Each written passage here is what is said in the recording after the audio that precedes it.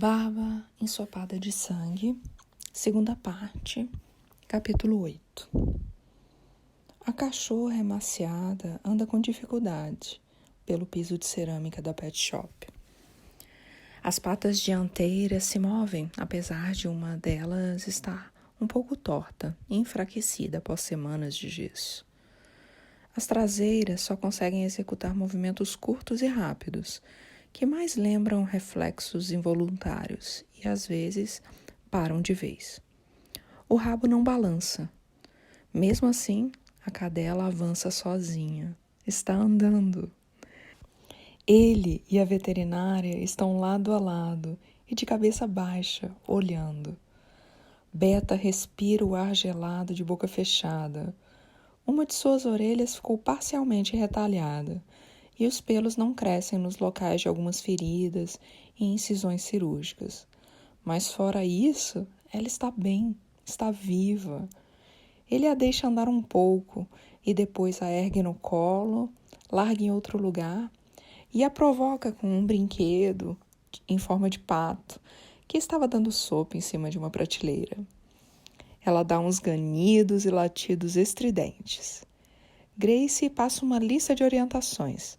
A cachorra poderá ter incontinência ocasional e deverá tomar remédios por um certo tempo. Precisará de fisioterapia para recuperar uma parte dos movimentos. Do jeito que está, ela não precisa de andador, mas também não consegue se movimentar como gostaria. A veterinária ensina alguns exercícios que ele poderá fazer com ela em casa. Diz que tiveram muita sorte. Está emocionada e não esconde. Ela usa a palavra milagre. Leva tempo para se despedir da cachorra e sorri sem parar, aquele tipo de sorriso que é uma defesa contra o choro. Antes de sair, ele conta que Beta foi a cachorra de seu pai durante 15 anos. O animal o acompanhava como uma sombra. Se necessário, ficava deitada horas em frente a um restaurante ou loja, até que seu pai saísse. O pai não era de fazer muitos carinhos, nunca pegava nem deixava que deitasse em cima dele, nem nada parecido. Tinha um gesto de afeição que ele nunca esquece. Dava 3 ou 4 palmadas consecutivas nas costelas de Beta, com uma força que poderia parecer excessiva. A cadela chegava a se deslocar para o lado e percutia como um pequeno tambor. Era nítido que ela gostava. Uma coisa entre eles. Códigos de camaradagem sempre são um pouco excêntricos para quem está de fora. Ela tem esse latido agudo, que é um pouco irritante, mas não late muito. Gosta de crianças, mas não gosta tanto de outros cachorros. Tem que tomar um pouco de cuidado, senão ela se bota neles. Tem o horário de morder os calcanhares das pessoas também. É coisa da raça, parece, instinto de pastoreiro. Quando ia de carro para um lugar próximo de casa, o pai gostava de deixar ela correr atrás do carro em vez de levá-la dentro do veículo. Botava 40, 50 por hora e ela vinha correndo atrás do carro, até o mercadinho ou mesmo até a estrada do trabalhador, que ficava a uns 3 ou 4 quilômetros. Quando eu via o meu pai com mais frequência, e a Beta era novinha, eu levava ela para correr comigo às vezes. Ela me acompanhava por 8, 10 quilômetros, bonitinha, na coleira. Ela ficou bem deprimida quando meu pai morreu. Se não fosse a Beta, não sei como meu pai teria vivido na última década. Acho que cuidar de um cachorro era o que mantinha ele com os pés no chão, com algum senso de responsabilidade, com a vontade ou a obrigação de se importar com alguma coisa. Minha mãe é que não gosta muito dela. Chama ela de praga. Tira essa praga daqui. Grace pergunta como ele pretende levar a cachorra até em casa. Ele admite que não tinha pensado nisso e chama um táxi. Deixa um cheque dando conta do que ainda deve à veterinária. Grace lhe dá um pacote de biscoitinhos caninos de presente. Quando o táxi chega, ele dá umas pancadinhas nas costelas da cachorra e a leva no colo para dentro do carro. Nos dias seguintes, pensa pela primeira vez na ideia de voltar a Porto Alegre, ou pelo menos sair dali e se mudar para outro lugar. Começa a dormir demais, levanta no meio da manhã com o motor dos barcos que voltam da pescaria ou a conversa da rapaziada que vem fumar maconha na escadinha. Passa mel e óleo de gergelim numa fatia bem grossa de pão integral e mastiga sentindo o vento salgado na cara. Quando entra a lua cheia, o tempo não muda, até a lua mudar de fase. Vento leste traz tempo ruim. Quem lhe ensinou essas coisas? Não consegue lembrar. O inverno o entusiasma por razões que não compreende. Gosta de requentar toda a noite o panelão de sopa, de sentir a lufada de ar polar queimando na pele quando abre o zíper da roupa de borracha depois de nadar. Fica à vontade na estação, que os outros esperam passar. Sente a presença constante de uma coisa indefinida que está demorando a acontecer. Fases assim são o mais próximo que conhece da infelicidade. Às vezes desconfia que está infeliz. Mas, se ser infeliz é isso, pensa, a vida é uma clemência prodigiosa. Pode ser que ainda não tenha visto nem sombra do pior e se sente preparado.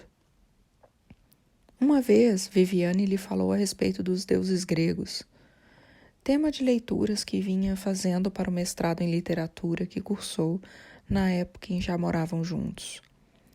Imagina se a vida real fosse assim.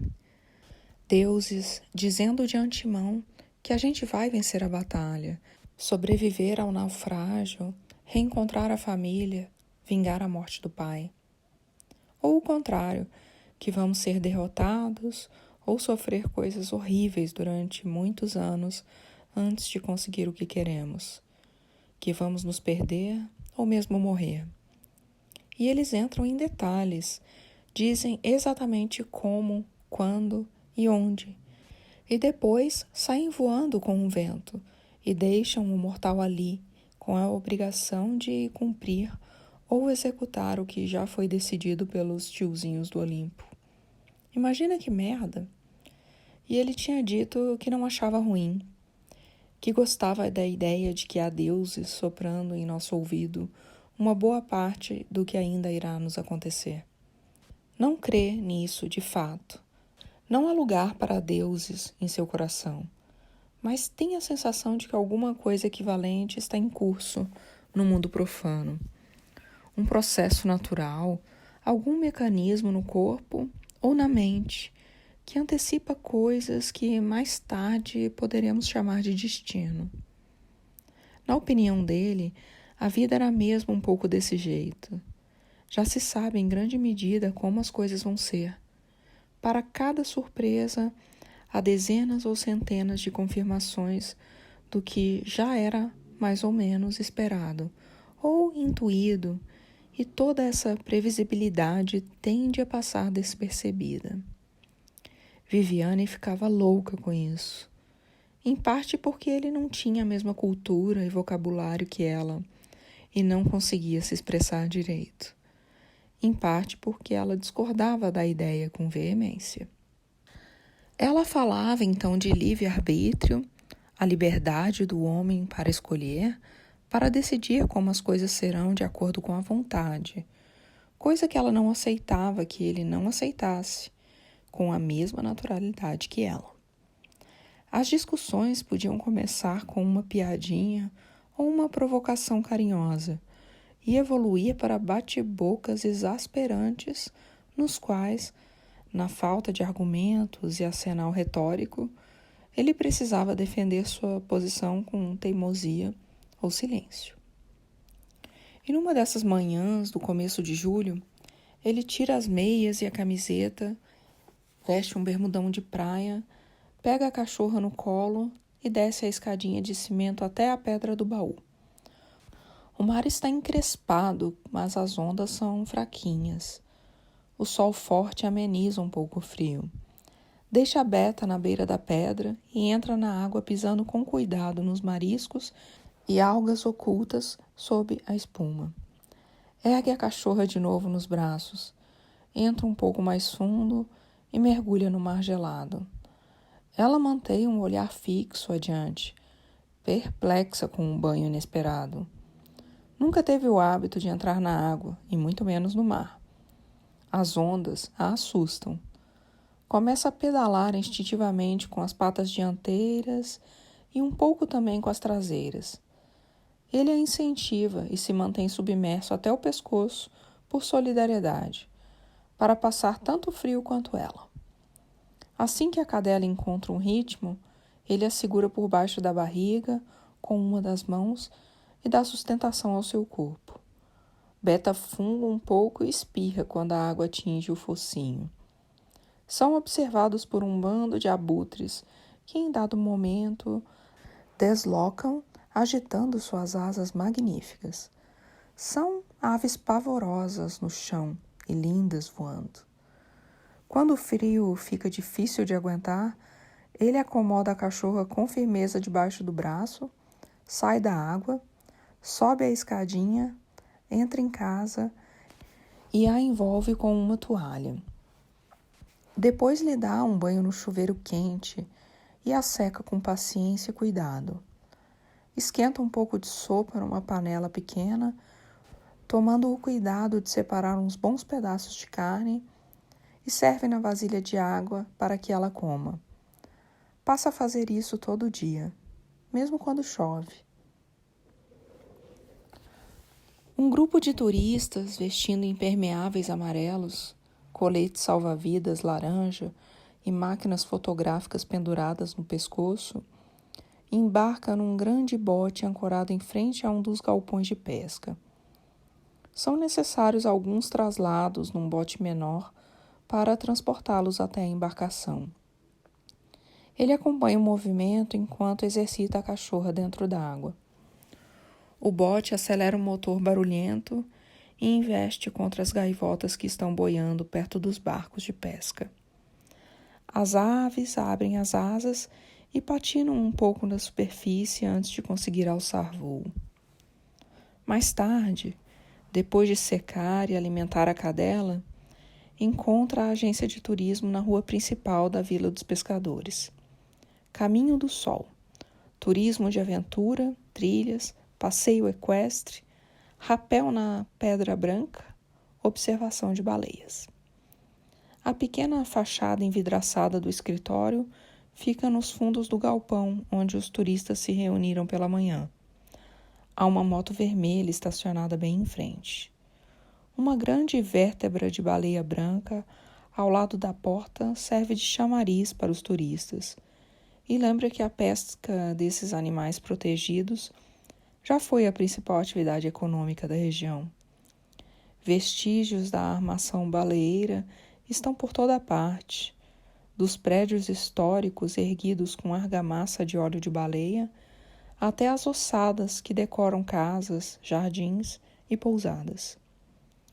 Abre a porta de vidro e por um instante pensa que a guria de cabelos crespos, presos no alto da cabeça, que está sentada atrás da escrivaninha encarando o monitor e segurando uma cuia de chimarrão suspensa a meio caminho da boca, é Dália. Está lendo alguma coisa com muita atenção, com a cabeça um pouco inclinada para frente e os olhos fremindo em varreduras horizontais. Mas ela não pode ser Dália, porque é negra. Está usando uma blusa branca e uma saia marrom e laranja, que parecem menos peças de roupas e mais faixas de tecido atadas ao corpo de uma certa maneira. Ele dá boa tarde e ela responde na hora, mas tira os olhos da tela depois de concluir às pressas a leitura de alguma frase ou parágrafo. Oi, bem-vindo, desculpa, estava terminando de ler uma coisa aqui. Senta, vamos conversar. Meu nome é Jasmin. E o teu? Sua voz é grave e viscosa. Ela diz que o passeio custa R$100 e que ainda há vagas para amanhã cedo. A equipe conta com um biólogo que dará uma aula sobre baleias francas ao longo do trajeto. As normas da área de proteção ambiental exigem que cada barco de turismo faça no máximo 3 aproximações consecutivas e mantém uma distância mínima de 100 metros das baleias em todos os momentos. Mas, muitas vezes, as próprias baleias ficam curiosas e vêm até a embarcação. Se a baleia toma a iniciativa, não tem problema, mas não dá para garantir o que vai acontecer. O bote irá até Ibiraquera, onde elas ainda estão concentradas esse ano. Vamos passar em frente da Ferrugem, Ouvidor, Rosa, pelos costões. É muito bonito. A previsão é de sol sem nuvens e a saída é às 9 da manhã. Tem que chegar 8h30 para reunir o grupo, vestir colete e ouvir as orientações. Se sobrar vaga, eu mesmo vou fazer o passeio amanhã. Só fiz uma vez. Ela sorve o mate, a água termina com um ruído de sucção. Quer um chimarrão? Quero. Ela levanta o bico da garrafa térmica de alumínio e abastece a cuia com água fumegante. O que tu estava lendo no computador quando eu entrei? Ah, era um post de um blog que eu acompanho sobre a necessidade que as pessoas têm hoje em dia de idolatrar tudo e sobre a diferença entre mito e ídolo. Qual a diferença? Na real, existem 1000 definições de mito, mas quase todas sugerem que um mito carrega uma verdade de algum tipo, por mais obscura que seja, sobre os desafios e os significados da vida. São histórias ligadas ao herói, o cara que enfrenta provações para atingir um objetivo e tal. Os padrões dessas histórias vão ficando ao longo do tempo. A força delas é atemporal. A idolatria tem a ver com o ídolo, que é a imagem ou a representação de uma divindade. Idolatria é valorizar o ídolo tanto quanto, ou até mais, que a divindade em si. Ou seja, o que está implícito na idolatria não é uma verdade, como no mito, e sim uma mentira ou uma falsificação. E então esse cara diz que na nossa geração é muito fácil idolatrar, mas muito difícil valorizar e reconhecer mitos. A ideia tradicional de mito estaria em decadência por causa da velocidade da transformação social, do excesso de informação, do individualismo fora de controle, etc. A gente estaria vivendo num momento histórico de transação do mito para o ídolo. Enfim, mais ou menos isso. Não terminei, mas estava achando interessante. É interessante. Vai querer fazer o passeio? Vou. Ela anota o nome e o telefone dele num caderno pautado. A veia saltada nasce do dorso da mão e sobe quase até o cotovelo. Dedos parecem ásperos, caligrafia angulosa, canhota. Unhas bem cuidadas, mas sem esmalte. Ele termina o chimarrão. Quer outro? O lábio inferior é um pouco mais claro que o de cima. Cor de carne viva. Não, obrigado. Tem que trazer alguma coisa? Proteção para o sol, câmera.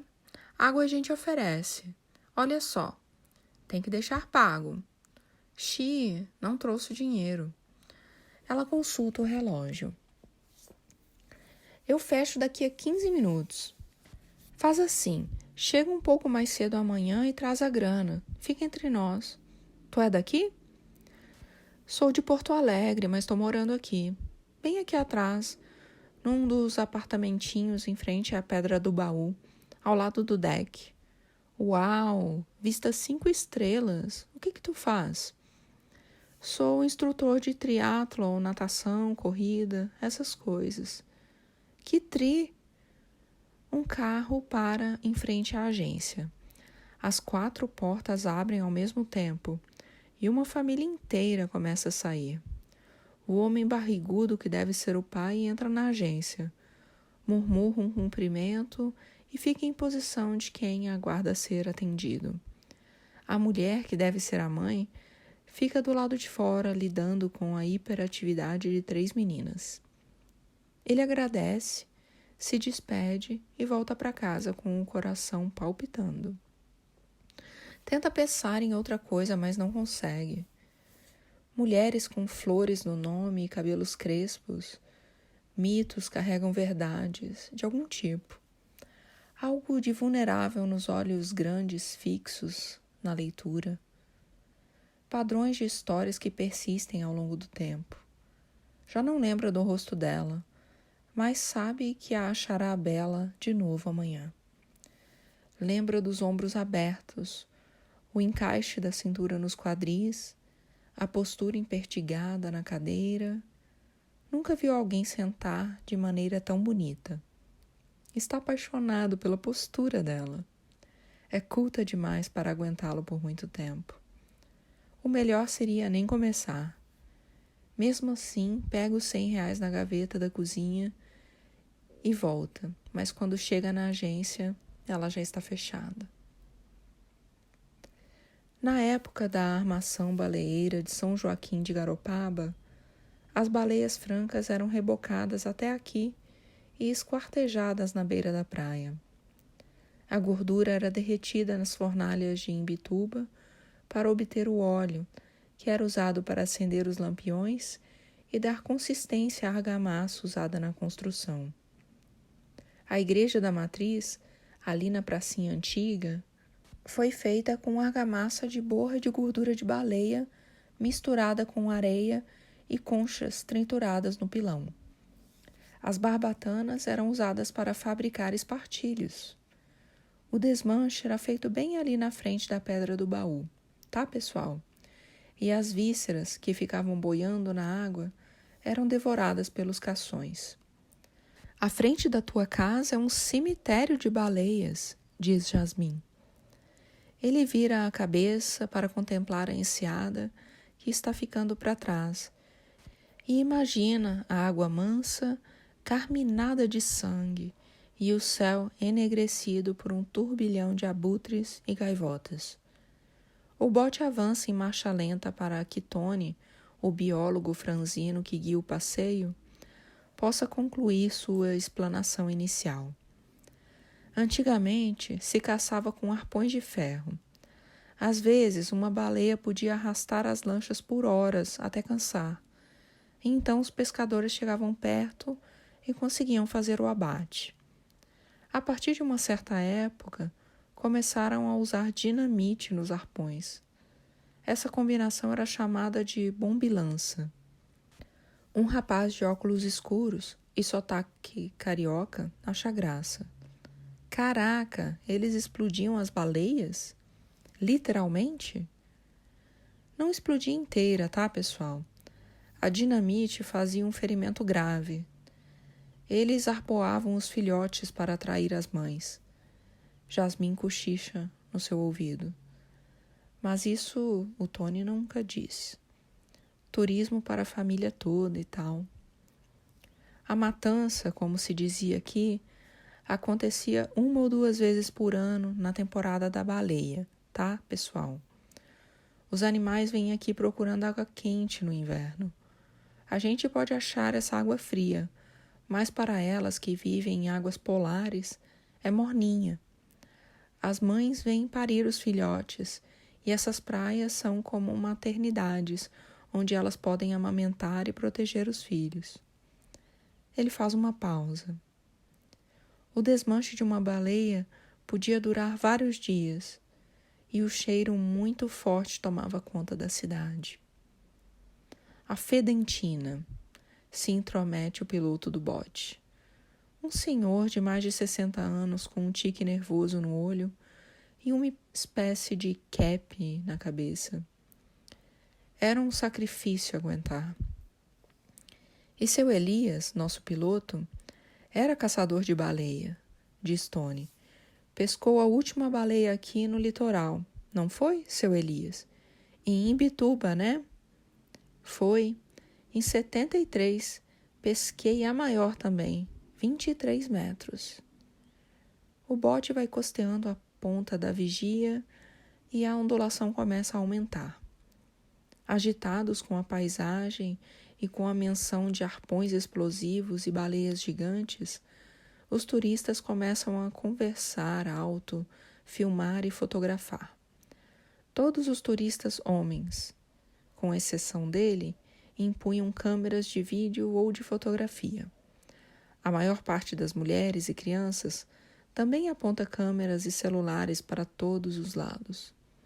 O vento é gelado, o céu está completamente azul e o sol das 9 da manhã já faz arder a nuca. Ele sente o suor escorrendo pela barriga e tira a jaqueta de nylon impermeável fornecida pela agência para proteger os clientes da água salgada que espirra para dentro do bote. Jasmin veste o impermeável amarelo e uma canga com estampa de fitas do Nosso Senhor de Bonfim amarrada na cintura. A parte de cima de um biquíni branco com flores rosa aparece no decote do impermeável. Ela tem dentes brancos perfeitos e um piercing de anel na orelha esquerda. Está eriçada de frio. Pessoal, atenção! Complementando, a Armação de Garopaba foi fundada em 1795 e foi só uma das muitas que existiram no litoral catarinense. A Praia da Armação, por exemplo, em Florianópolis, também tinha uma armação. Percebendo que dava lucro, a Fazenda Real Portuguesa assumiu as armações entre 1801 e 1816. Mas eles não souberam administrar e elas acabaram sendo arrendadas de novo a particulares.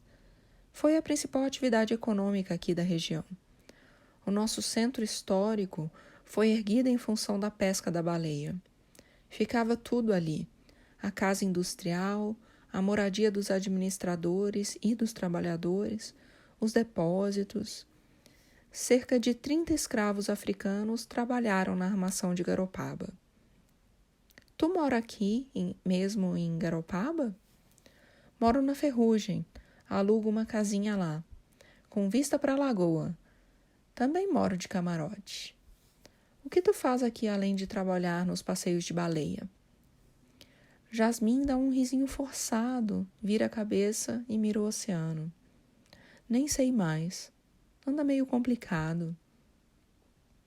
A caça à baleia começou a decair na metade do século XIX, tá, pessoal? Oficialmente, ela terminou em 1851. As primeiras causas foram o extermínio da população de baleias e a introdução do petróleo. Com o querosene e o cimento, as pessoas não precisavam mais de azeite de baleia, mas a caça prosseguiu de forma esporádica até os anos 70, apesar dos tratados internacionais proibirem desde os anos 30. Aqui no Brasil, só ficou proibido por lei em 86. A baleia franca ficou quase extinta. Hoje existe um esforço de proteção e a gente estima que a população tenha crescido para 8.000. Na real, eu vim para Garopaba fazer uma pesquisa para o meu mestrado. Olha só, mestrado em quê? Em psicologia, na PUC de Porto Alegre. Minha pesquisa é sobre qualidade de vida. O título é Avaliação da qualidade de vida da população jovem do município de Garopaba. Ela suspira. Era o projeto, pelo menos. Mas está complicado. Não sei se vou terminar. Meu prazo é o fim do ano. O bote acelera e começa a contornar as muralhas de pedra do costão da Ferrugem. Alguns pescadores solitários cuidam de suas varas, trepados em cima de rochedos que parecem impossíveis de alcançar por terra ou por mar. Jasmin aponta para o alto. A cabeça do grande ídolo, tá vendo? A esfinge do alto do paredão. Olha, ó, a cabeça de pedra. Ele consegue distinguir o que parece ser uma caveira sem queixo, com vários metros de altura no topo do paredão. Aquilo não é natural? Não, é um monumento pré-histórico. Os arqueólogos já foram ali e comprovaram que foi esculpido. Ondas que vieram de muito longe entregam sua forma aos rochedos num último gesto cansado. O bote passa pela Ferrugem, pelo Morro do Índio, pela Praia da Barra. Uma moça gorda com cabelos descoloridos fica enjoada e vomita no balde que Tony providencia a tempo. Jasmim arranja um copo d'água e um comprimido de Dramin e vai tomar conta dela. As 3 meninas da família que ele viu na agência na tarde anterior disputam a atenção da câmera do pai, e uma delas quase cai do bote num momento mais exaltado. O bote passa pelo Ouvidor, pela Praia Vermelha, pela Praia do Rosa. A água está azul e opaca. O verde abacate dos morros lateja no sol, e a areia distante das praias vazias parece imaculada.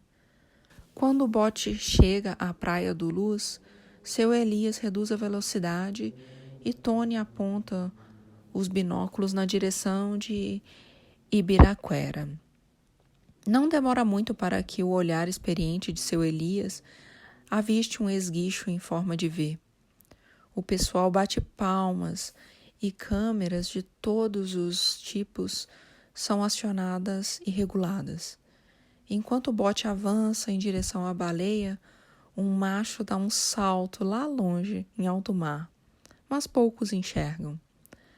Seu Elias reduz a força do motor ao mínimo e navega em círculo, procurando a melhor direção para abordar a fêmea que está batendo a nadadeira na água.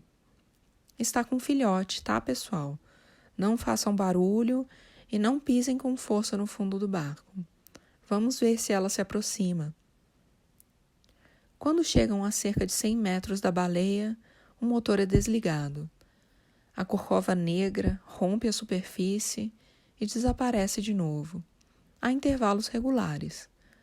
Mãe e filhote expiram quase uníssono. O jato da cria é débil em comparação e parece afinado uma oitava acima.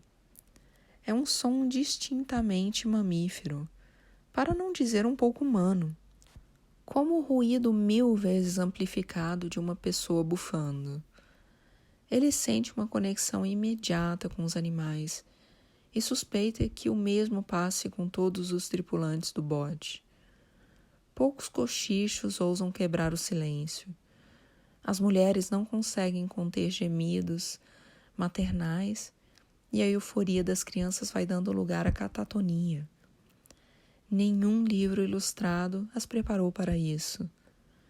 Depois de um mergulho mais impetuoso que termina com abano da cauda, a baleia reemerge, de frente para o bote, e vai avançando devagarinho, corcoveando. Fiquem calmos, diz Tony. Ela vai passar por baixo da embarcação. É normal ela roçar de leve no fundo. Essa escalosidade ou verrugas no dorso são uma característica da espécie.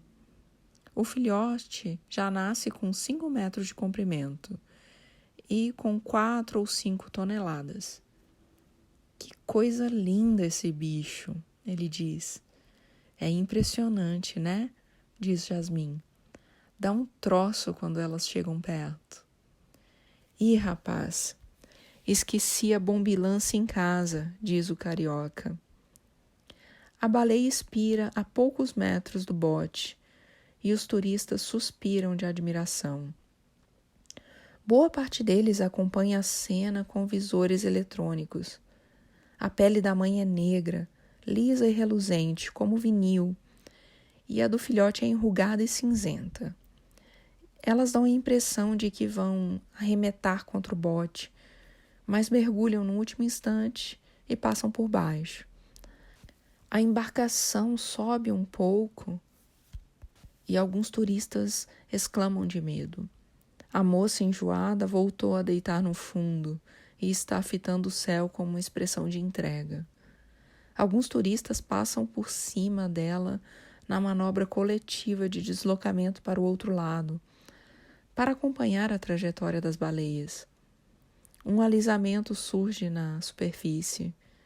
Mãe e filhote ressurgem e vão embora. Isso aqui foi uma carnificina por 1 século e meio. E mesmo assim elas voltam e recebem as pessoas, diz Jasmine. Sem instinto de defesa, sem história, sem rancor nenhum. Acho incrível como elas chegam perto da praia para ter os filhotes. Ano passado, tinha algumas quase na arrebentação ali em Garopaba, bem no rasinho. Os bebês precisam aprender a respirar fora d'água, porque a coisa mais maluca é que isso não é peixe, é um mamífero. Quando elas chegam perto assim e respiram, eu sinto o pulmão delas, me dá um calafrio. São animais da terra que voltaram para o mar. Já viu como é o esqueleto de uma baleia? Elas têm ossos como patas nas nadadeiras, mãos e dedos. Fico pensando se esse hábito de migrar para cá e ficar na beira da praia não tem a ver com uma nostalgia do passado, da ancestralidade terrestre. Imagina uma baleia ali no rasinho, quase na praia. O que será que ela sente? Pode ser que veja a fronteira de um outro mundo remoto e mortífero, tão ameaçador quanto o mar é para a gente. Mas pode ser que seja como voltar para casa, como voltar para o útero da mãe. Uma coisa tentadora. Vai ver que é por isso que elas encalham sem motivo aparente. Porque o mar não tem limites. O terror do oceano está nisso. É o útero, ao contrário. Acho que as baleias vivem nesse terror. Sei quem é, diz Bonobo, uma negra com voz de cantora. Ela estava num luau que fizeram ali na Ferrugem 1 mês atrás. Achei ela meio fechada. Não foi muito com a minha cara. Chegou e foi embora sozinha, de moto. Vi ela no máximo umas 3 vezes por aí. Não deve se misturar muito, mas é uma rainha. É engraçado tu perguntar dela porque me passou pela cabeça que vocês dois tinham a ver. Ela me fez pensar em ti. Ela me faz pensar em mim também. Vou fingir que não ouvi isso. Desculpa. Tá amando o nadador? Talvez. Pobre homem. Estarei aqui quando precisar. O celular bipa avisando que ele está recebendo outra chamada. Se despede de Bonobo e atende. É sua mãe. Quer saber se pode visitá-lo daqui a 3 fins de semana. Claro que sim. Dorme no meu quarto, mãe. Eu durmo na sala. Tá bem frio aqui, mas não tem chovido muito. Ela diz que virá de carro. Ótimo. A gente pode passear por outras praias. O sol já despontou de trás do morro, mas não parece muito disposto a aquecer a manhã de inverno.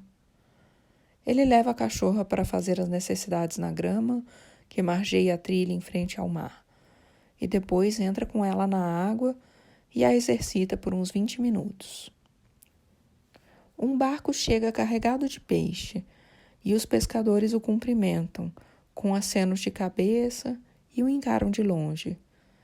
Dona Cicina passa pela trilha, para e fica olhando o homem e o animal mergulhados até o pescoço. Dá bom dia, ri e balança a cabeça para os lados. Ela o trata com cordialidade e um sorrisinho no rosto, sem dar muita conversa, como se ele fosse um louco inofensivo.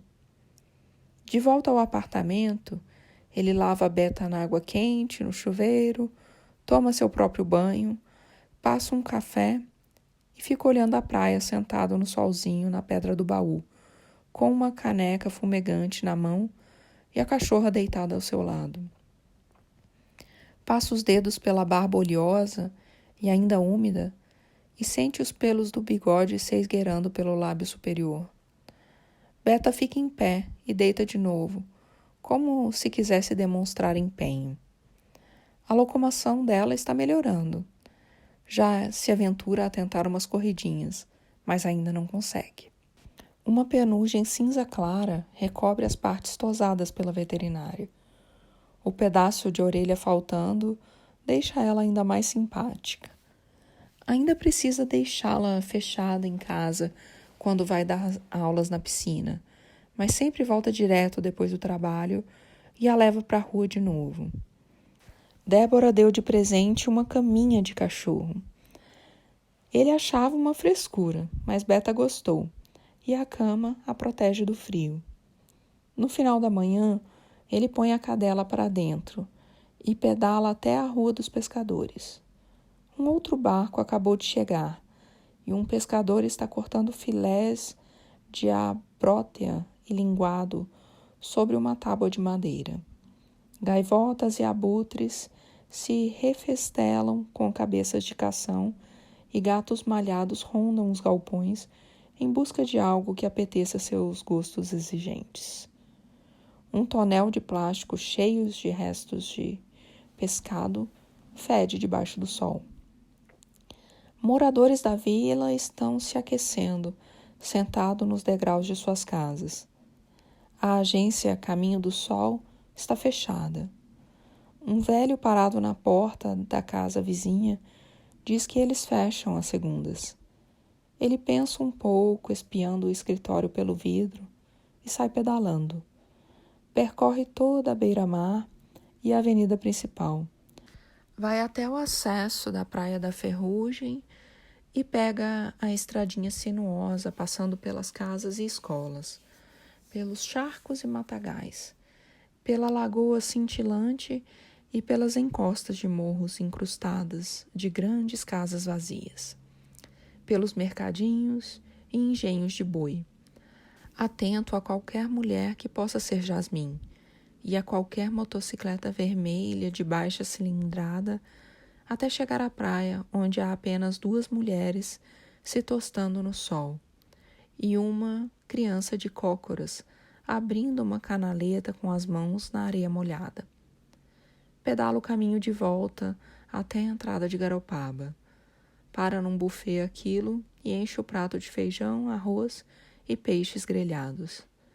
A tarde de trabalho na academia se arrasta numa vagarosidade torturante. Na primeira oportunidade em que a piscina fica vazia, ele vai tomar um suco na lanchonete e Mila pergunta o que há de errado com ele. Ele não entra em detalhes, mas pergunta qual é, na opinião dela, a melhor maneira de conquistar uma mulher.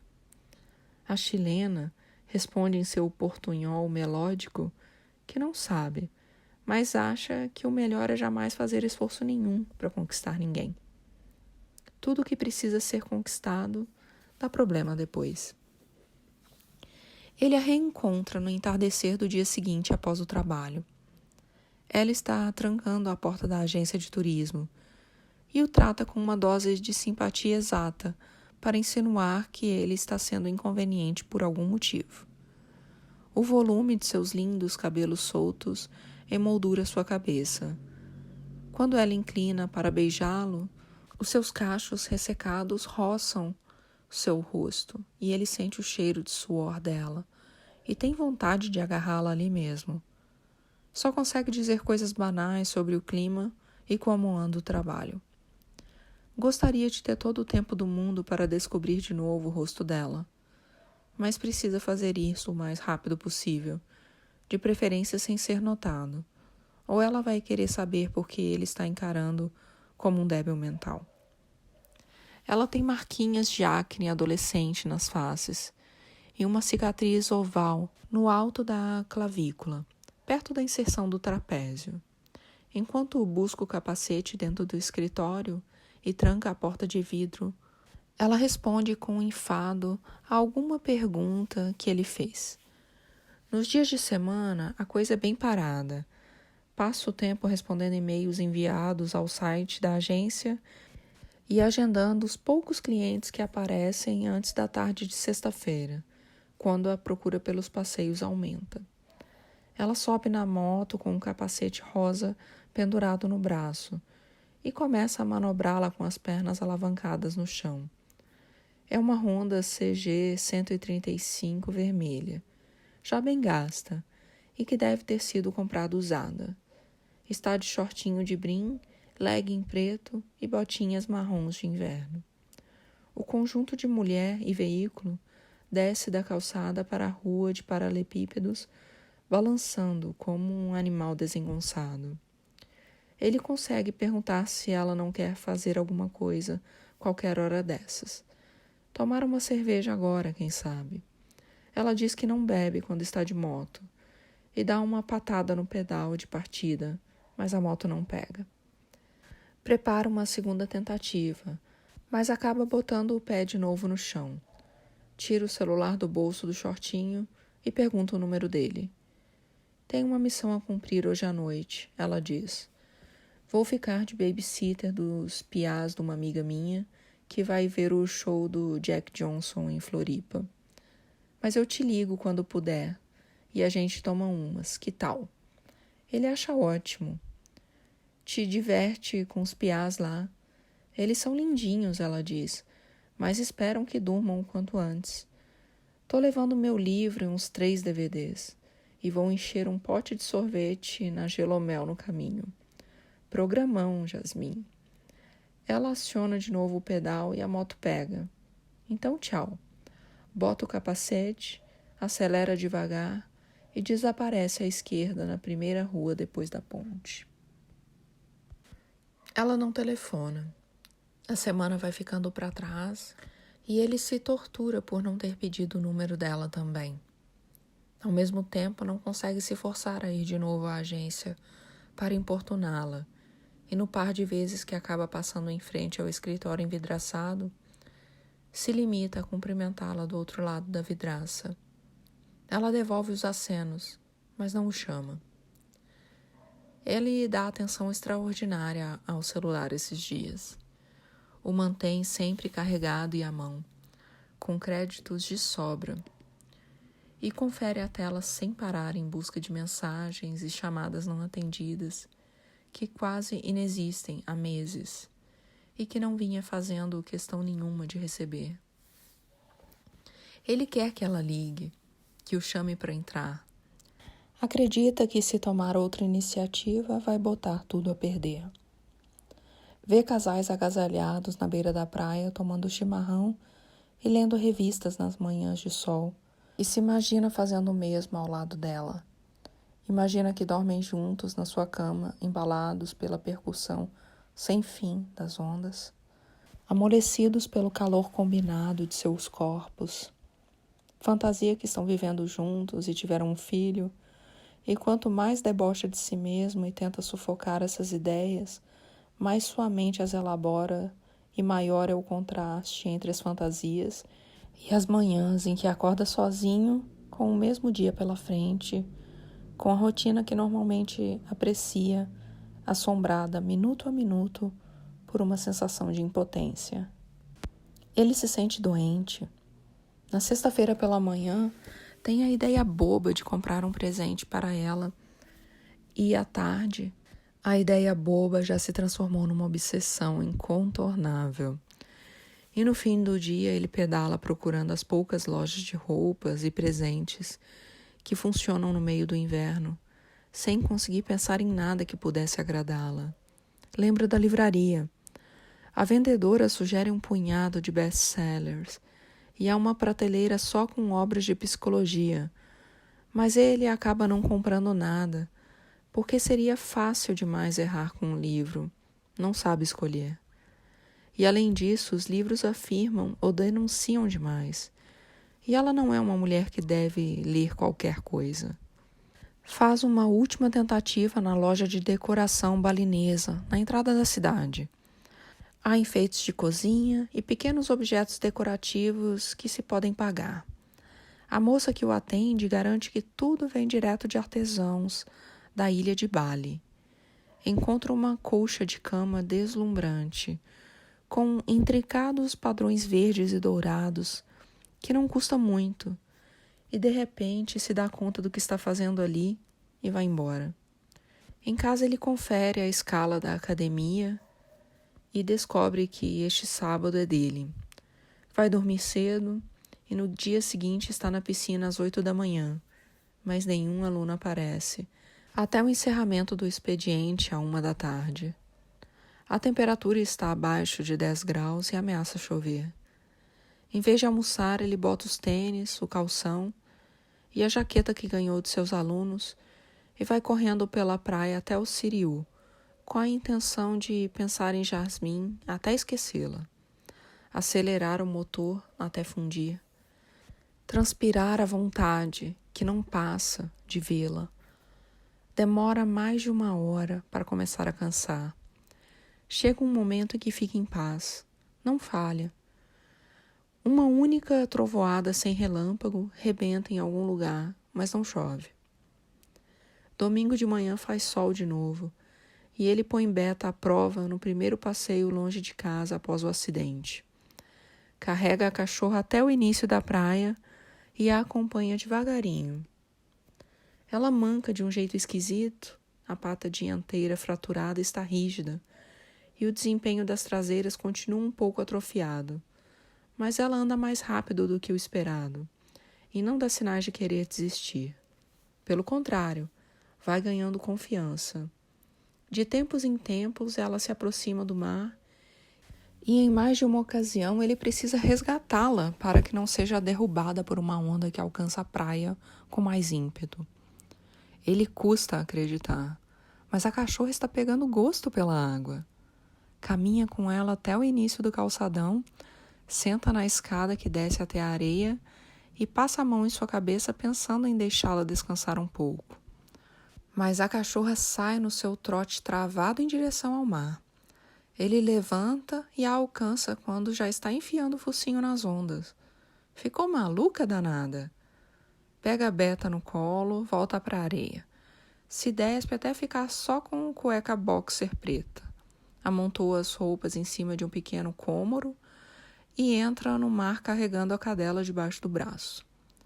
As ondas aqui são mais fortes que no canto da praia, mas ela parece não se importar. O mar está tão gelado que a sensação não é nem de água fria, mas sim de calor abrasivo, como se o limite do frio não pudesse ser distinguido do limite do calor. Segura a cadela o tempo todo pela barriga, com as 2 mãos assegurando sua flutuação, mas deixa que ela agite as patas e seja encoberta de leve pelas ondas. Betinha, tu tá muito doida, ele diz batendo os dentes. Quer virar baleia agora? Quer ser campeã mundial de nado cachorrinho? Ela espirra e nada, espirra e nada.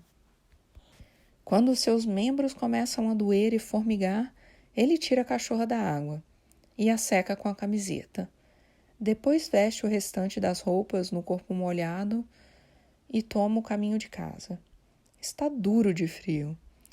Um pouco antes de passar pelos 2 barcos de pesca que estão estacionados sobre madeiras na praia, ele escuta a voz de Jasmim chamando o seu nome.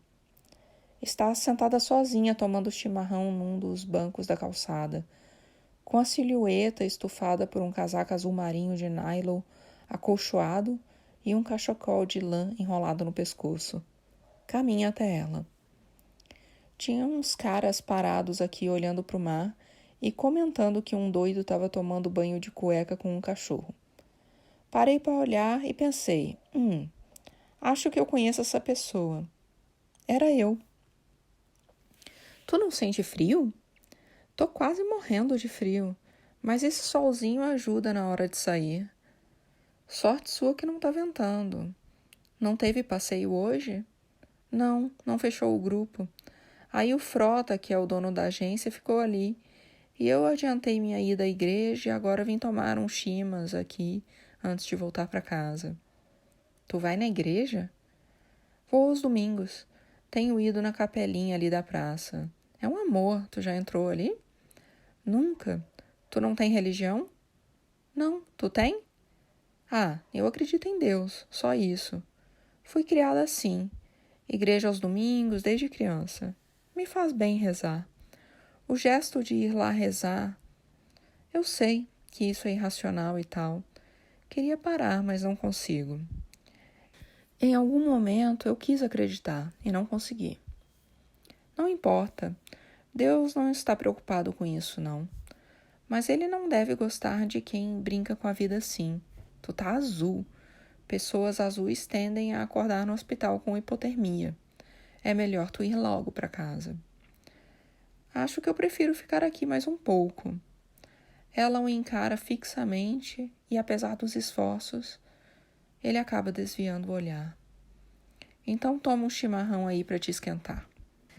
Ela pressiona o botão da garrafa térmica e o esguicho de água fumegante preenche a cavidade entre a cuia e a erva mate com um ruído espumoso. Beta estava entregue ao próprio juízo, longe dali, mas agora volta em direção ao dono com seu passo aleijado.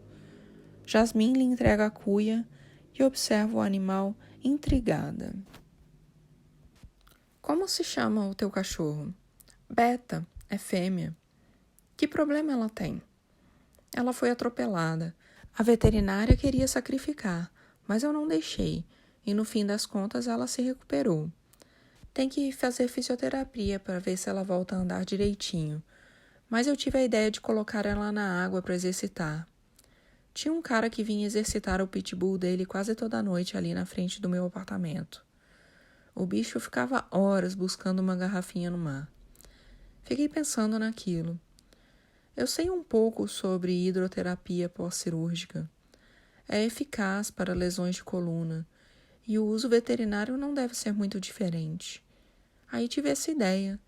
Acho que foi um pouco de intuição também. E ela foi reagindo. Quando saiu da internação, nem abanava o rabo. Não só tá melhorando, como tá pegando gosto pela água. Viu ela ali? Tá pegando a manha de furar onda. Ele sorve o chimarrão quente e seu corpo relaxa um pouco. Tu entra com ela na água todo dia? Todo dia. Ela fica olhando para a cachorra e não diz mais nada, até ele terminar o chimarrão e devolver a cuia. Preciso ir agora, tá muito frio. Olha, eu te ligo semana que vem pra gente fazer alguma coisa. Eu fiquei esperando que tu ligasse. Não tenho como anotar o teu telefone, mas se tu me der um toque, eu te ligo. Eu gostaria muito. Bom domingo pra ti.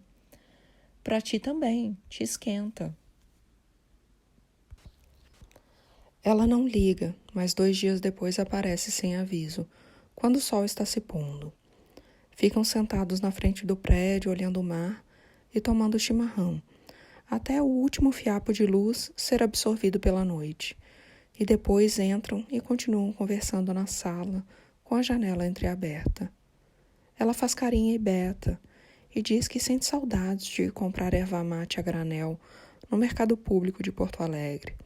Misturada, sabe?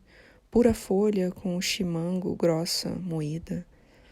Declara não estar com fome, mas muda de ideia quando ele começa a inspecionar os armários e a geladeira e anuncia que tem uma caixa de nuggets de frango no congelador.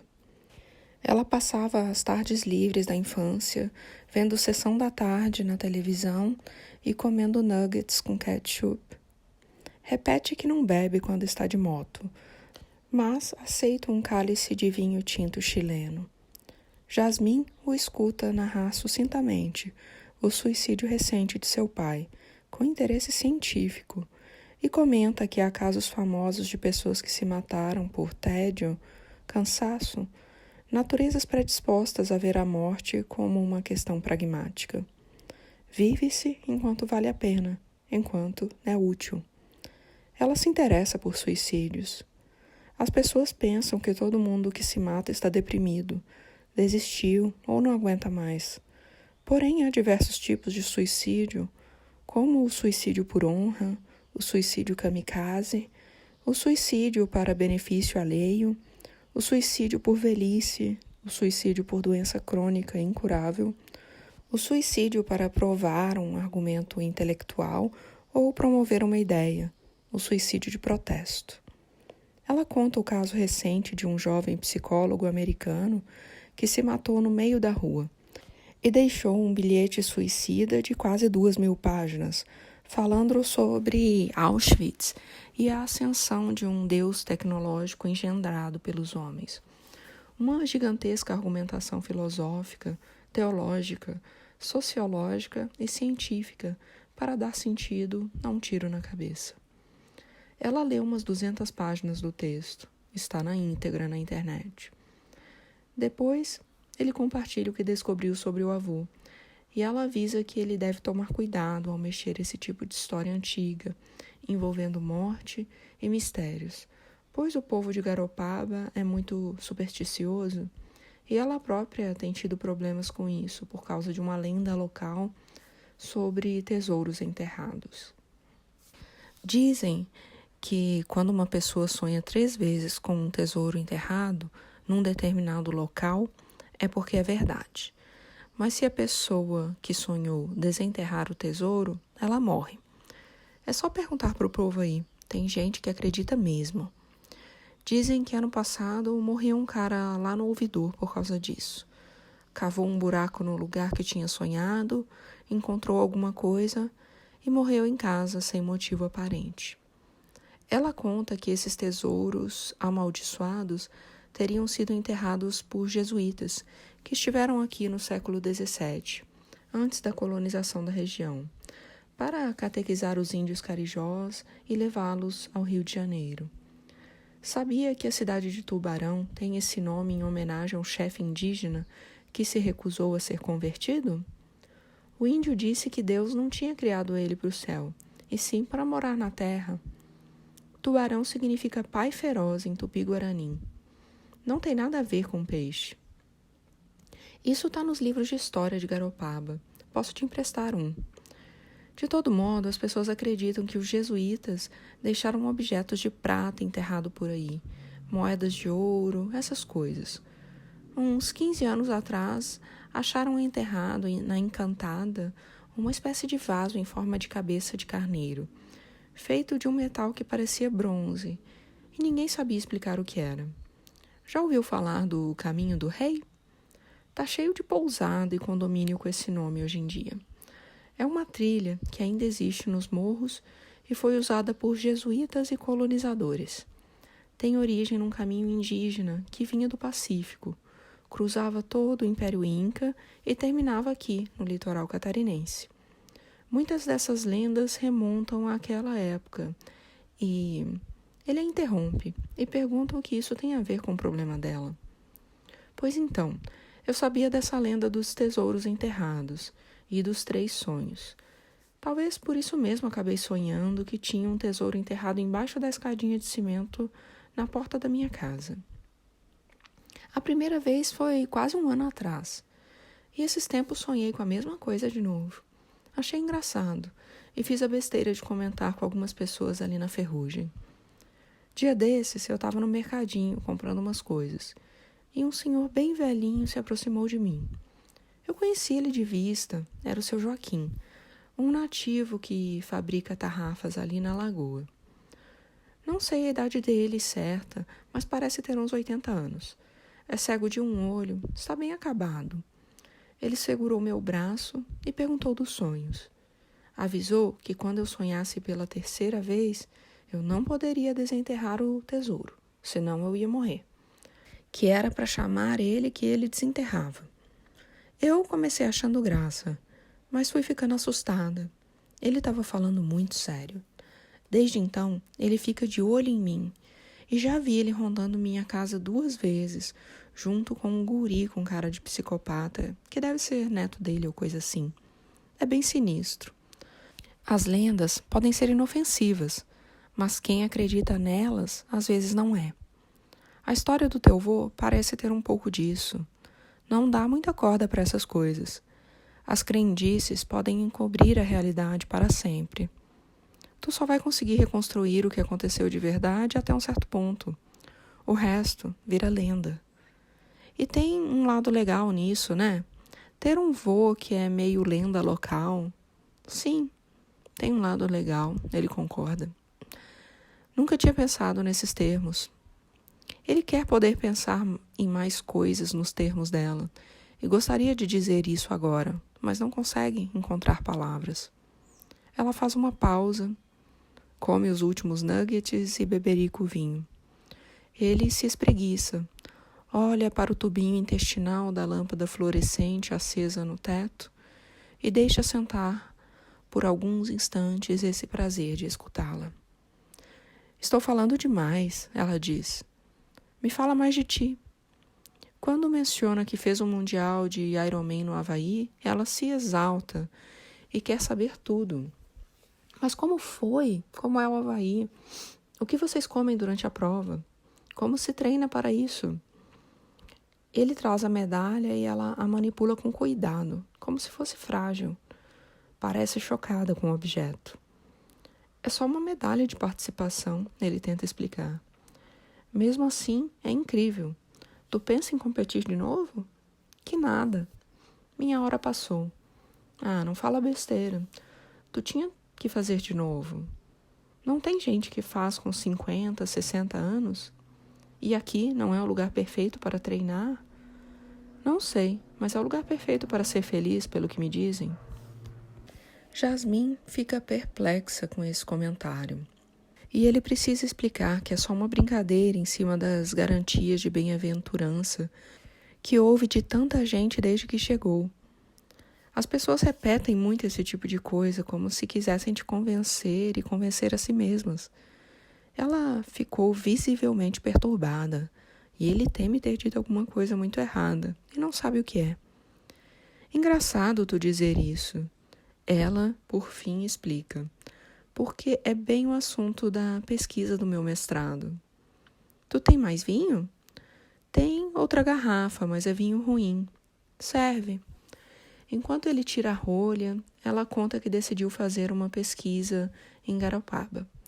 Porque tinha uma teoria pronta de que havia um lado negro na vida deste lugar.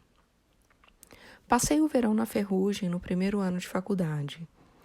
E só de curiosidade fui conhecer a CAPES daqui, o Centro de Atendimento Psicológico e Social.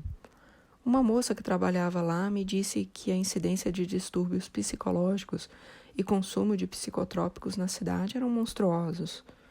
Os adolescentes viciados em 2, 3 remédios diferentes. Mães dando Rivotril para acalmar crianças de 3 anos de idade. Me disse que seria mais simples colocar anfetamina, calmante e antidepressivo na água da cidade de uma vez. Aquilo ficou na minha cabeça. Elaborei toda uma teoria sobre o contraste entre a ideologia de viver no paraíso litorâneo e a realidade opressiva da vida cotidiana no lugar. No ano seguinte, passei 2 semanas aqui nas férias de inverno e conversei com moradores, médicos, assistentes sociais. O pessoal de fora pensa nisso aqui como um lugar para abrir sua pousadinha, surfar, ter uma existência holística num paraíso natural. Mas, conversando com as pessoas certas, tu fica sabendo da epidemia de crack, dos traficantes se matando, de gente assaltando posto de saúde para roubar caixa de Valium, do tabu do homossexualismo e um monte de problema que isso traz. Pessoas sofrendo muito na vida privada. A disseminação da AIDS é um problema sério. Muitos pescadores têm casos entre si e não se protegem e acabam transmitindo também para as mulheres. Não sabia disso? É muito velado. Acontece só nos barcos quando passam a noite pescando. E no coração dessas comunidades mais afastadas, como Campo Duna, Encantada, rolam umas coisas meio primitivas. É bem complicado. Fiquei fascinada por esse contraste. Acabei fazendo minha monografia sobre outro assunto, mas fiz um projeto de mestrado para investigar a questão da qualidade de vida aqui e consegui a bolsa. Só que vim para cá com essa tese pronta, né? Quando comecei a pesquisar e fazer entrevista, fui me dando conta de que, sei lá, tudo aqui é meio normal. Quando tu vai ver os números, quando começa a tabular as entrevistas, o CAPS, hoje em dia aqui, tem 2.000 pessoas cadastradas e atende umas 500. É 5% da população, normal, nada demais. O pessoal ali faz um trabalho bem sério e me deu a real. O tipo de problema dos pacientes é a mesma coisa que rola em Porto Alegre, em São Paulo, em Manaus e em qualquer lugar. O que existe de especial aqui é a sazonalidade dos distúrbios. Os pacientes desaparecem na temporada de verão e voltam transtornados em massa no inverno. O verão é euforia, dinheiro. O povo fica ocupado demais para sofrer. O inverno é tédio, falta de perspectiva, frio. Aí o bicho pega. Esse ciclo é o agravante. De resto, Garopaba é o mundo. Eu brinco com as minhas amigas que a gente está vivendo na era do tá foda. É uma sociedade inteira despreparada para o sofrimento ou consciente demais do sofrimento. Quanto mais a gente compreende e trata o sofrimento, mais a gente acha que sofre e, ao mesmo tempo, o sofrimento dos outros começa a parecer frescura. E quem eu pensava que era para achar que enxergava a verdade por trás das aparências? Minha premissa era bem arrogante. A felicidade aqui é muito verdadeira, tão verdadeira quanto o sofrimento. A beleza é tão verdadeira quanto a degradação. Eu achei que tinha um segredo, sabe? Não tem segredo nenhum. Minha pesquisa foi desmontando minha ficção pessoal. Eu poderia concluir exatamente isso na minha tese, mas em algum momento perdi a paixão pela coisa.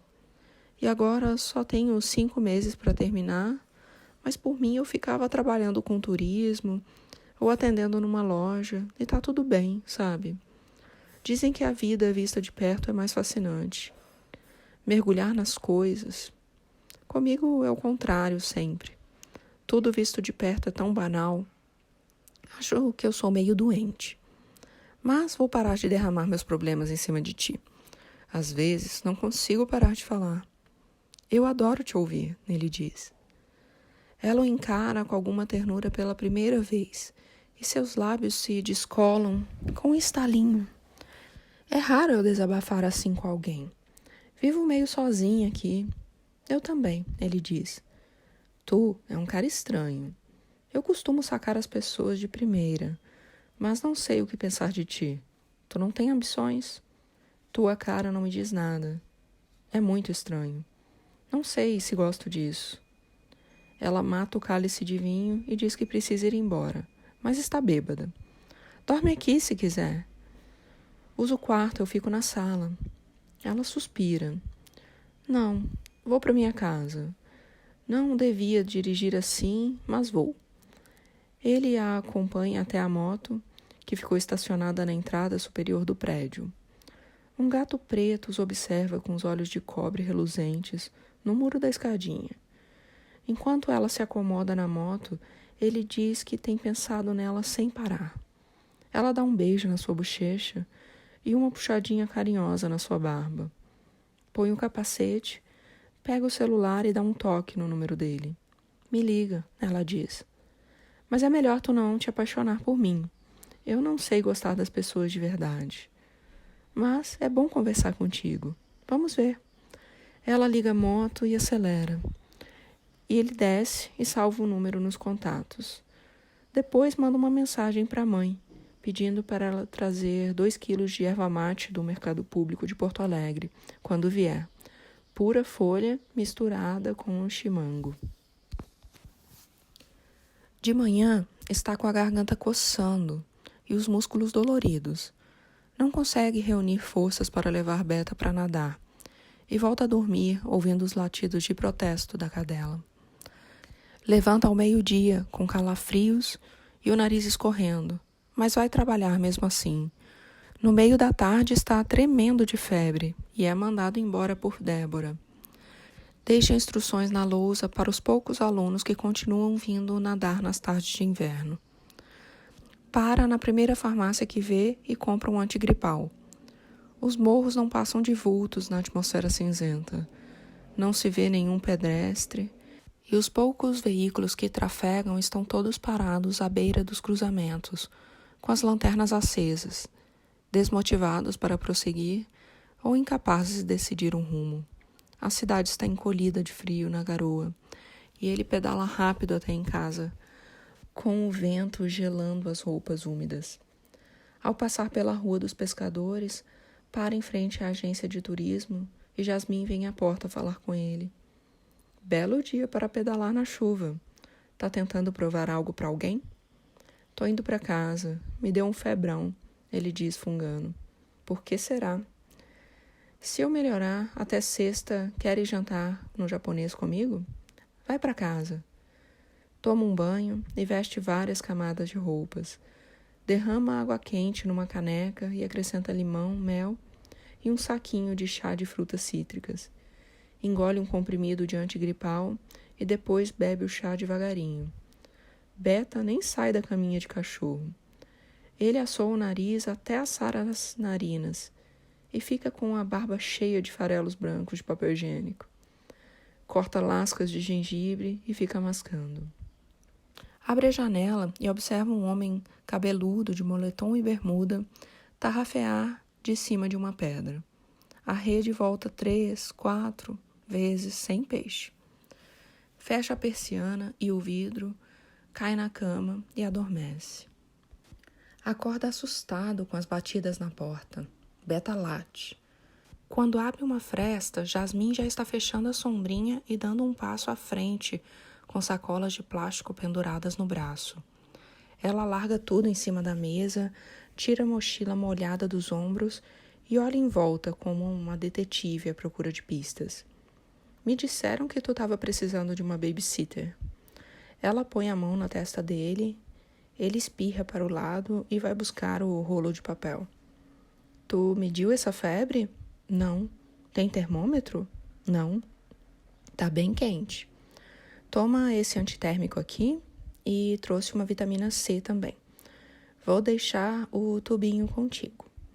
Enquanto ele observa a pastilha efervescente, borbulhando e desmanchando dentro de um copo d'água, ela tira um notebook de dentro da mochila, coloca na mesa, abre a tampa e se aproxima da tomada mais próxima. Cuidado que... Jasmine grita e pula para trás. Dá choque. Tem que colocar o pino neutro no furinho de cima. Peraí. Ele encaixa o adaptador e a tomada na posição correta. Ela liga o computador e os dois ficam meio sem saber o que fazer enquanto o sistema inicia. Ela digita uma senha, espera um pouco, desliza o dedo pelo touchpad e dá uns cliques. Os alto-falantes franzinos da máquina começam a sussurrar música. Conhece Kings of Convenience? Não. É bom, bem calminho. Tu tem uma faca boa? O que tu vai fazer? Sopa para um moribundo. Ela acende a luz da cozinha e abre as portas dos armários em cima e embaixo da pia, até encontrar uma panela grande. Ele abre a gaveta de talheres e pega a faca que herdou do pai. Esta é a mais afiada.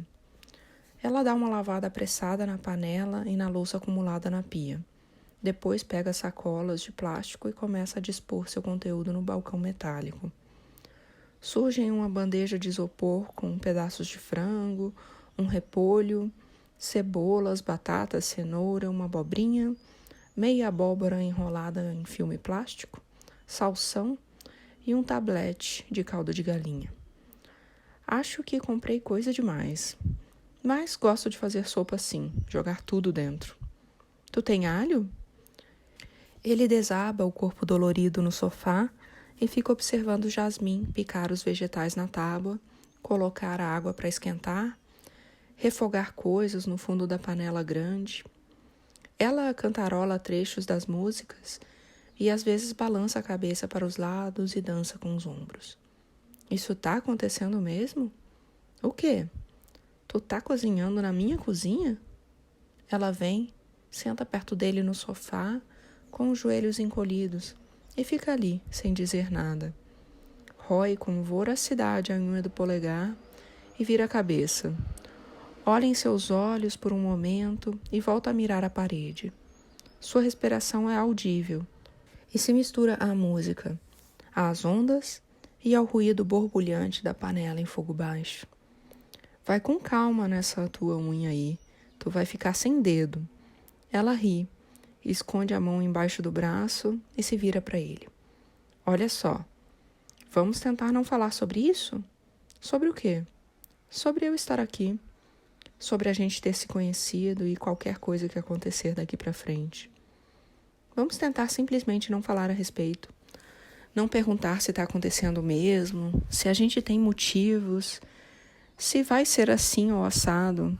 Querer saber o que um está sentindo, o que o outro está sentindo.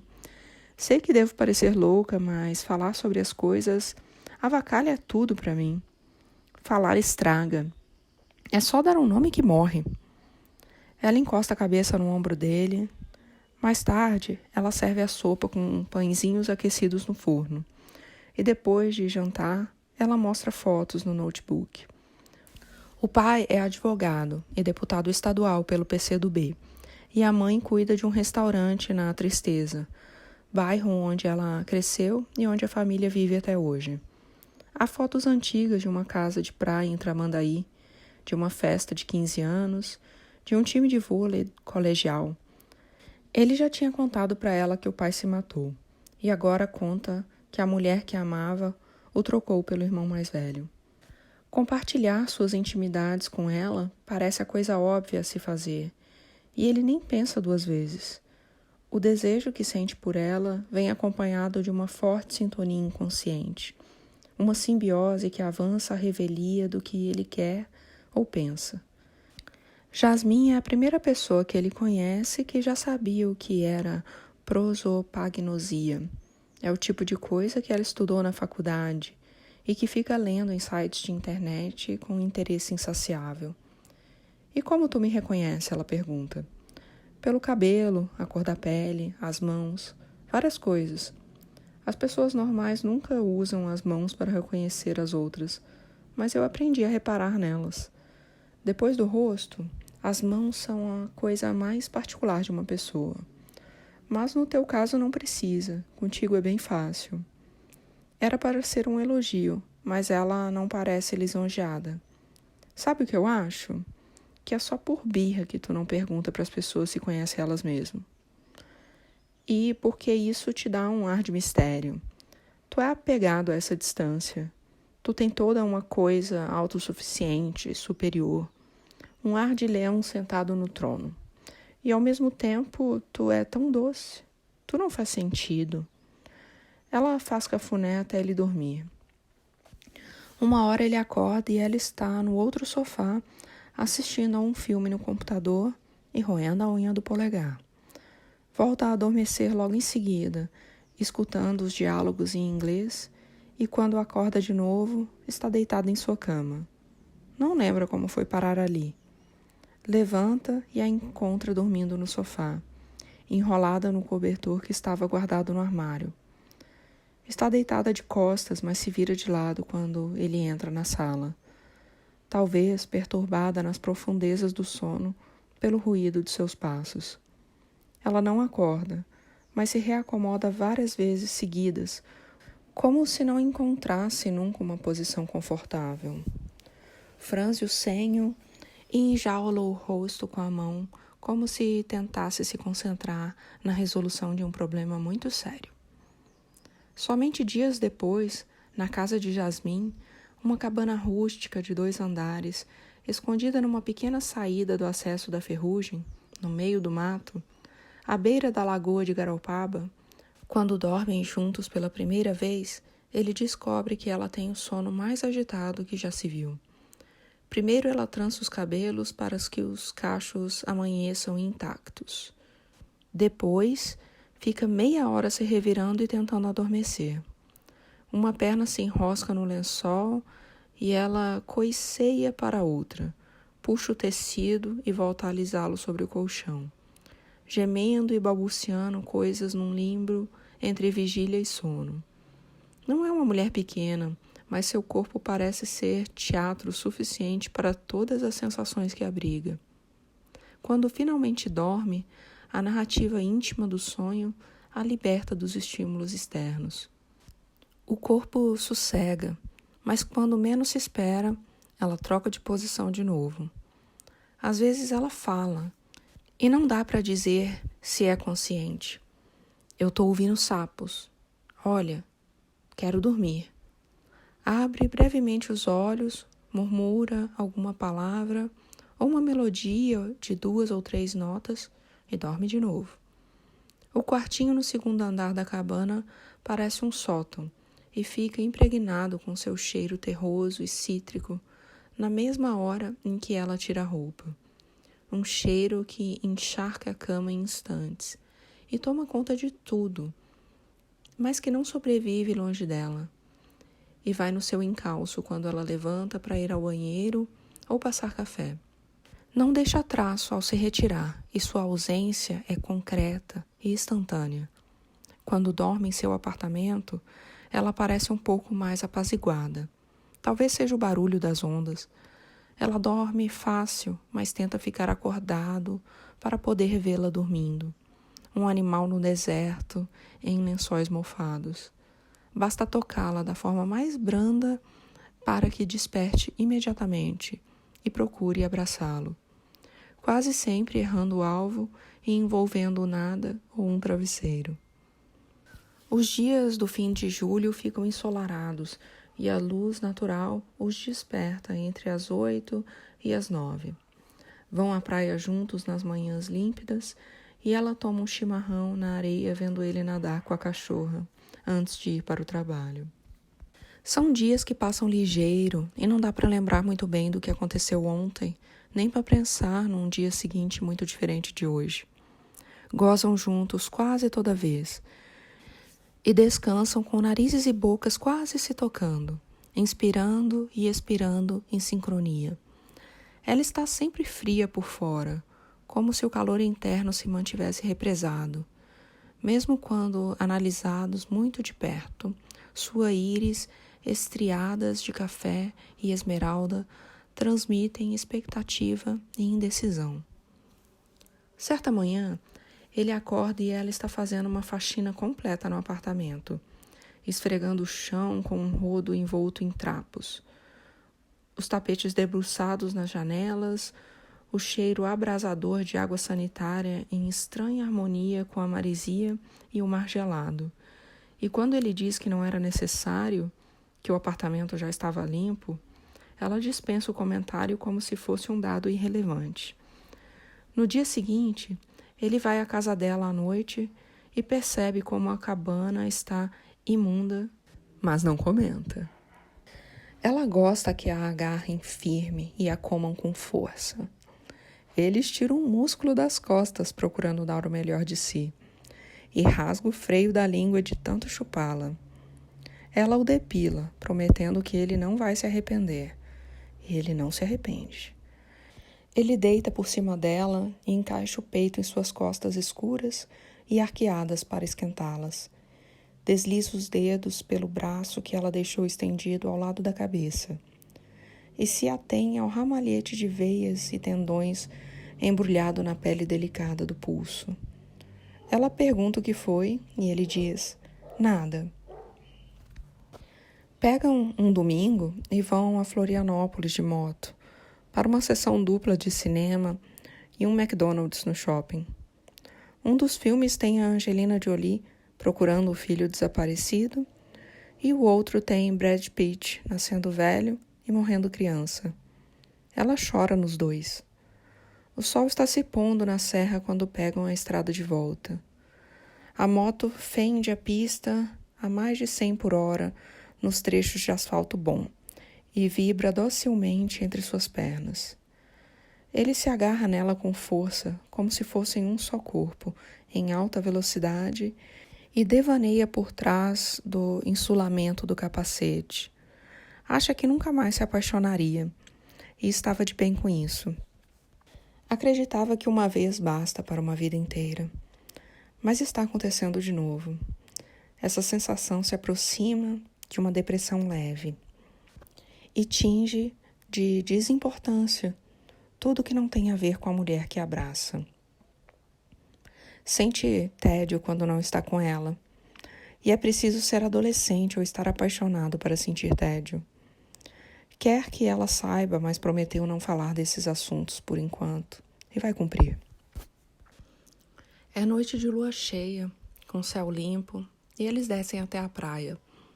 Sentam na escadinha do bar do Zado e admiram o luar azul refletindo no mar e nas areias laminadas da ferrugem. É uma areia que reflete de maneira particular a luz da lua, e o brilho azul tem a qualidade artificial de uma cena noturna de filme.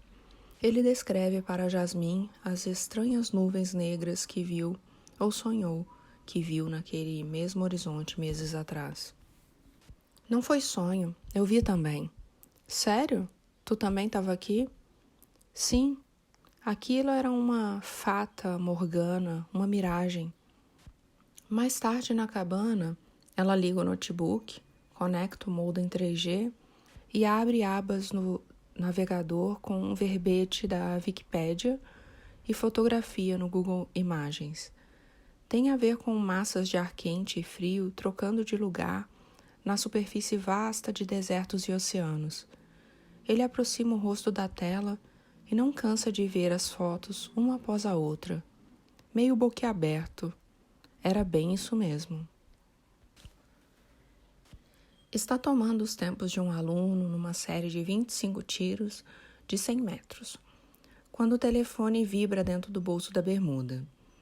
A telinha mostra o nome e o número de Jasmine. Oi, o que tu tá fazendo? Pode vir aqui em casa agora? Tô na piscina, saio em meia hora. Que foi? Tá tudo bem? Seu Joaquim apareceu na minha casa com um detector de metais e não consigo fazer ele ir embora. Quem? Aquele velhinho que te falei, que acha que tem tesouro embaixo da minha casa. Eles não vão embora. Tô com um pouco de medo. Que barulho é esse? É o zumbido desse aparelho de merda que trouxeram aqui.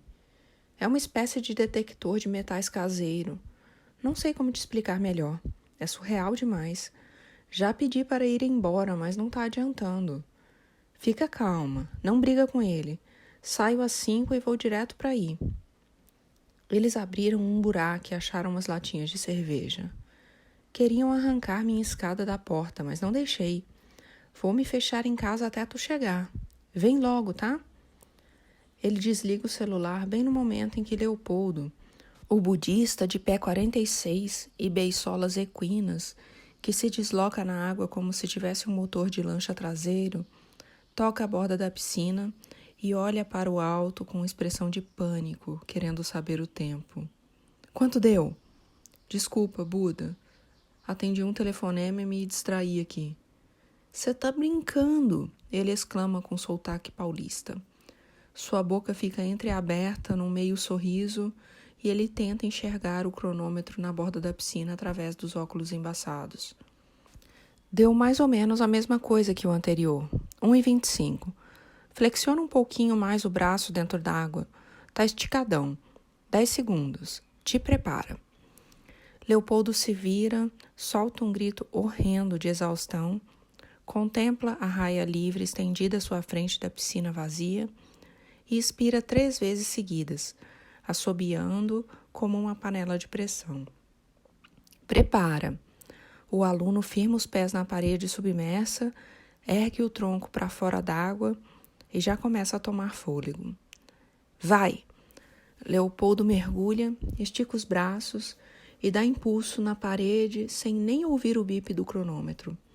Emerge segundos depois e o pavilhão morno da piscina é preenchido pelo estardalhaço de suas pernadas. Seria um campeão se treinasse com frequência, mas passa 2/3 do ano fazendo fotografia de viagens, mulheres e esportes radicais ao redor do mundo para diversas publicações. Frequenta com o Bonobo o templo budista do Morro da Encantada. Depois do treino, os dois tomam banho às pressas no vestiário. O Bonobo andou perguntando por você, disse que você está sumido. Ele quer que você conheça o templo. Ele continua com essa história? Eu já disse que não estou afim. Ele acha que você é budista e não sabe. Ele tentou me doutrinar. Quando chegou na reencarnação, eu parei. Na verdade, não existe reencarnação propriamente dita no budismo, porque o conceito de renascimento, mesma coisa. Preciso sair correndo. Minha namorada está em apuros. Nadou bem hoje, Buda. Até amanhã. Aham. Sua barba gotejante gela em segundos na rua. Ele pedala a bicicleta a toda velocidade pelo acesso da ferrugem e estaciona com um cavalo de pau na frente da cabana da Jasmine, antes de ter tempo de começar a suar. Não avista ninguém no terreno em declive, mas escuta resmungos monossílabos, o som de uma pá cavando e um zumbido elétrico pontuado por uma campainha aguda. Jasmin abre a porta antes dele bater. Desce em desabalada carreira os 5 degraus da escadinha de cimento e cai em seus braços. Graças a Deus tu tá aqui. Eles começaram a cavar ali embaixo da casa, faz uns 20 minutos. Contornam a casa pelo lado direito, onde uma rampa de grama alta desce até os juncos verde pálidos na beira da lagoa. No caminho, passam pelo buraco retangular de quase meio metro de profundidade, do tamanho de uma pia de cozinha, cheio de raízes filamentosas dependuradas, de onde a dupla invasora desenterrou mais cedo um par de latinhas de cerveja de eras anteriores. Na esquina da cabana topam com um velhinho todo enrugado e com um olho embaçado que está vestindo uma calça de veludo cor de argila, uma jaqueta puída cor de chumbo e uma boina preta. Está apoiado ao chão com uma espécie de prolongamento robótico conectado ao braço, observando um guri de uns 16 anos cavar um buraco próximo à fundação da casa. Ei, pode parar. Vocês não podem cavar aqui. Eles demoram para dar sinal de atenção, mas quando o seu Joaquim vira a cabeça para vê-lo, toma um susto que perde o equilíbrio de tal forma que tropeça alguns passos terreno abaixo e por pouco não vai ao chão enquanto o aparelho, que se estende de seu braço, emite silvos cheios de estática. O guri para de cavar, olha para seu avô ou bisavô, até se certificar de que está tudo bem, e depois vira a cabeça e o encara. A sombra da aba do boné deixa entrever uma expressão desprovida de sentimentos ou intenções de qualquer tipo. Está escurecendo. Quem disse que vocês podem cavar aqui? O velho parece estar com medo de falar, mas acaba desembuchando. Tem um tesouro enterrado aí? Ela falou do tesouro? Não interessa se tem tesouro ou não, Jasmin grita. Vocês não podem cavar na minha casa sem a minha autorização. É propriedade privada. Com todo respeito, a senhora é locatária. A propriedade mesmo é do Abreu. Quem é Abreu? Ele pergunta. É o dono da casa, diz Jasmin. Eles se conhecem. Bela merda, não importa. Vocês têm que ir embora agora. Seu Joaquim escala o terreno irregular e cheio de pedras até a posição que ocupava anteriormente e reajusta o aparelho no braço. Mas deixa eu mostrar, rapaz. A gente encontrou. Ele está bem aqui. Escuta só o artefato. O artefato, ele vê agora, é um detector de metais de fabricação caseira. Uma bobina circular fica presa à chapa de compensado na base, junto com uma maçaroca de circuitos e fios. Um cabo se enrosca pelo bastão metálico até a outra extremidade, que possui uma haste para a mão e um apoio para o antebraço, e se conecta a uma caixa presa à cintura de seu Joaquim, por um cinto que lembra uma pequena bateria de automóvel com um conjunto de chaves e botões no topo. Ele gira um botão, aciona uma chave e realiza movimentos suaves com o braço, fazendo a bobina pairar em cima do buraco.